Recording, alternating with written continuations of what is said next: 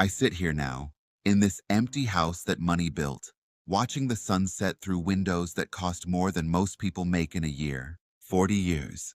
4 decades of chasing the almighty dollar. And for what? The silence around me is deafening, broken only by the gentle hum of central air conditioning that keeps this mansion at the perfect temperature. But nothing can warm the coldness that has settled deep in my chest. It started innocently enough, as these things always do. I wanted to provide for my family, to give them everything I never had growing up. My father worked 2 jobs just to keep food on the table, and I swore I'd never let my children experience that kind of uncertainty. So I threw myself into work with the intensity of a man possessed. Those early years blur together now. A montage of late nights at the office, missed dinners, and weekend business trips. Sarah, my wife, she understood at first. She believed in our shared vision of financial security. We'd talk about the house we'd buy, the vacations we'd take, the college funds we'd build for our kids. The future seemed so bright, so attainable if I just worked a little harder, stayed a little later, closed one more deal. The promotions came steadily. Each new position brought more responsibility, more pressure, and yes, more money. I remember the first time my annual salary hit 6 figures.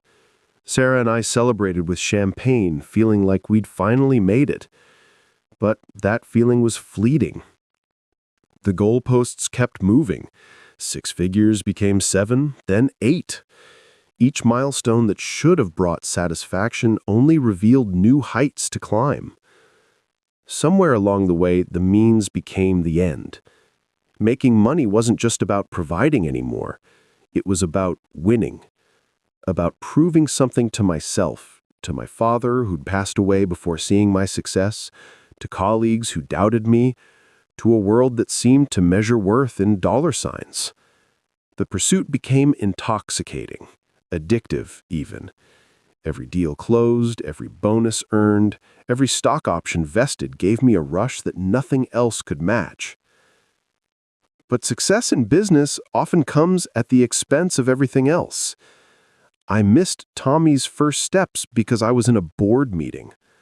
I wasn't there when Emma lost her first tooth because I was closing a deal in Chicago. Birthday parties became phone calls from hotel rooms. School plays became voicemails I'd listen to later, promising myself I'd make it to the next one.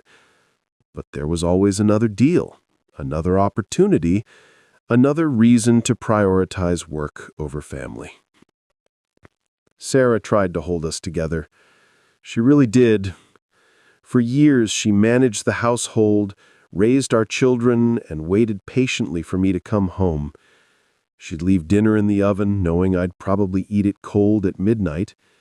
She'd attend parent-teacher conferences alone, making excuses for my absence. She'd tuck the kids into bed with stories about how Daddy was working hard to take care of them. The cracks started showing when Tommy turned 10. He stopped asking when I'd be home. Emma stopped running to the door when she heard my car in the driveway. They'd grown accustomed to my absence, and that hurt more than any business failure ever could. But I told myself it was temporary, that once I reached the next level, I'd have more time. The next promotion, the next bonus, the next acquisition would be the one that finally gave me the freedom to focus on family. My health began to suffer too. The stress of constant pressure, irregular meals, and little sleep took its toll. My doctor warned me about my blood pressure, my cholesterol, my weight. I'd nod and promise to make changes, then immediately return to the same destructive patterns. I lived on coffee and adrenaline, treating my body like a machine that could run indefinitely without maintenance. The irony wasn't lost on me that I was working myself to death to provide for a family I barely knew anymore. But I couldn't stop. The momentum of 40 years of habit, the weight of financial obligations, the fear of losing everything I'd built.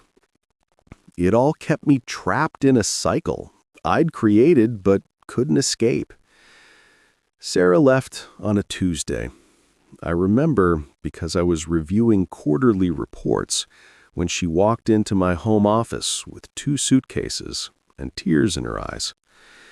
She said she couldn't compete with my first love anymore, that she'd tried for 25 years to be enough, but she finally understood she never would be. The kids, now teenagers, chose to go with her. They barely knew me anyway. The divorce was expensive, but money was the one thing I had plenty of. I wrote the checks, signed the papers, and watched my family disappear into a life that didn't include me. The house felt enormous after they left. All those rooms I'd worked so hard to afford, now empty and echoing with the ghosts of conversations I'd missed, laughter I'd been too busy to hear. I kept working, of course. What else was there? The office became my refuge, the only place where I still felt competent, valuable, needed. But even there, things were changing. Younger executives with fresh ideas and boundless energy were rising through the ranks. I found myself becoming the old guard, the dinosaur who'd built his career in a different era. Retirement came not by choice, but by necessity. The company offered a generous package, and at 62, I finally had what I'd always claimed to want: financial security beyond my wildest dreams.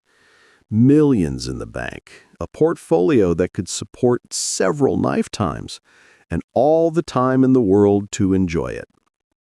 But enjoy it with whom? My children are adults now, living their own lives, building their own families. They're polite when I call, dutiful in their holiday visits, but there's a distance there that money can't bridge. They don't know me, not really. I'm the father who provided for them, but wasn't present for them. I'm a stranger who happens to share their DNA. The realization hit me gradually, like a slow-moving tide that eventually covers everything.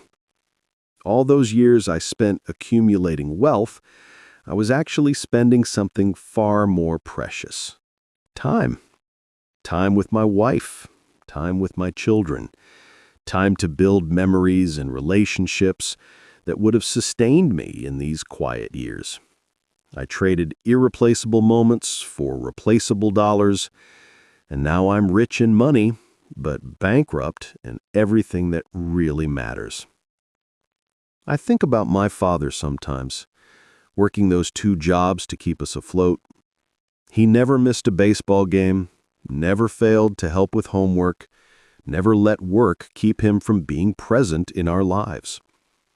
He died with very little money, but surrounded by people who loved him deeply.